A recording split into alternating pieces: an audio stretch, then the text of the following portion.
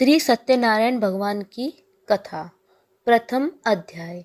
महामुनि ऋषि व्यास जी ने कहा, बहुत समय पहले नेमि सारण्य तीर्थ में शौनकादिक 88,000 ऋषियों ने पुराण वेत्ता श्री सूत जी से पूछा, हे सूत जी, इस कलयुग में वेद विद्या रहित मानवों को ईश्वर भक्ति किस प्रकार मिलेगी तथा उनका उद्धार कैसे होगा।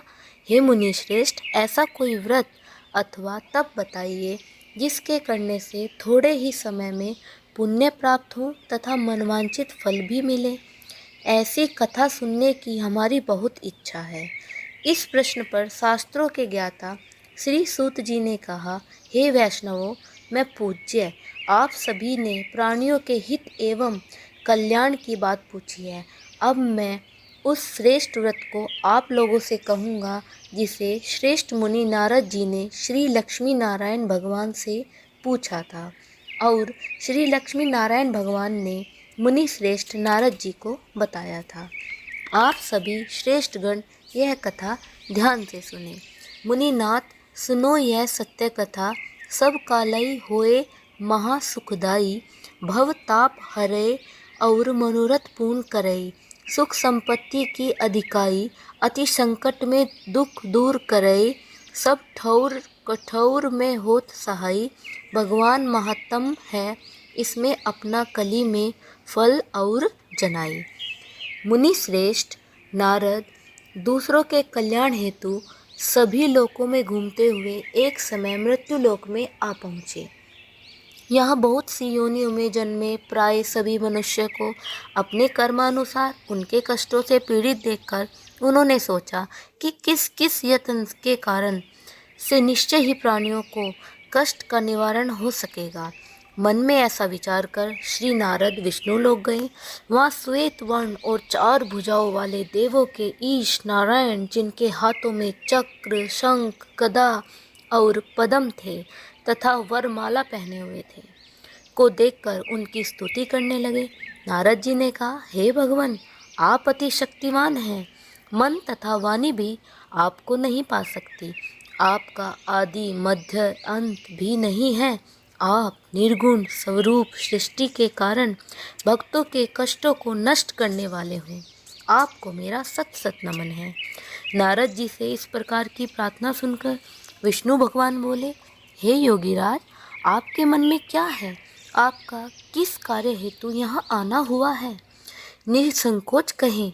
तब मुनि श्रेष्ठ नारद मुनि ने कहा, मृत्युलोक में सब मनुष्य जो अनेक योनियों में पैदा हुए हैं, अपने अपने कर्मों द्वारा अनेक प्रकार के कष्टों के कारण दुखी हैं। हे स्वामी, यदि आप मुझ पर दया रखते हैं तो बताइए कि उन मनुष्य के सब कष्ट थोड़े से ही प्रयत्न से किस प्रकार दूर हो सकते हैं। श्री विष्णु भगवान ने कहा, हे नारद, मनुष्य की भलाई हेतु तुमने यह बहुत उत्तम प्रश्न किया है। जिस व्रत के करने से मनुष्य मोह से छूट जाता है, वह व्रत मैं तुमसे कहता हूँ, सुनो। अति पुण्य दान करने वाला स्वर्ग तथा मृत्युलोक दोनों में दुर्लभ एक अति उत्तम व्रत है जो आज मैं तुम्हें कहता हूँ। श्री सत्यनारायण भगवान का यह व्रत विधि विधान पूर्वक संपन्न करने पर मनुष्य इस धरती पर सभी प्रकार के सुख भोग कर मरणोपरांत मोक्ष को प्राप्त करता है। भगवान के ऐसे वचन सुनकर नारद मुनि बोले, हे भगवान, उस व्रत का विधान क्या है, फल क्या है? इससे पहले किसने यह व्रत किया है और किस दिन यह व्रत करना चाहिए? कृपया कर मुझे विस्तार से समझाइए। श्री विष्णु भगवान ने कहा, हे नारद, दुख शोक एवं सभी प्रकार की व्याधियों को दूर करने वाला यह व्रत सब स्थानों पर विजय दिलाने वाला है। श्रद्धा और भक्ति के साथ किसी भी दिन मनुष्य संध्या के समय श्री सत्यनारायण भगवान की ब्राह्मणों और बंधुओं के साथ पूजा करे। भक्ति भाव से केले का फल, नैवेद्य, घी, शहद, शक्कर अथवा गुड़, दूध और गेहूं का आटा सवाया लेकर गेहूं के अभाव में साठी का चूर्ण भी ले सकते हैं। इन सभी को भक्ति भाव से भगवान श्री सत्यनारायण को अर्पण करें। बंधु बांधवों सहित ब्राह्मणों को भोजन कराए। इसके पश्चात ही स्वयं भोजन करें। रात्रि में श्री सत्यनारायण भगवान के गीत आदि का आयोजन कर श्री सत्यनारायण भगवान का स्मरण करता हुआ समय व्यतीत करें। इस तरह जो मनुष्य व्रत करेंगे उनकी मनोकामनाएं अवश्य ही पूर्ण होंगी। विशेष रूप से कलयुग में मृत्युलोक में यही एक ऐसा उपाय है जिससे अल्प समय और कम धन में महान पुण्य की प्राप्ति हो सकती है।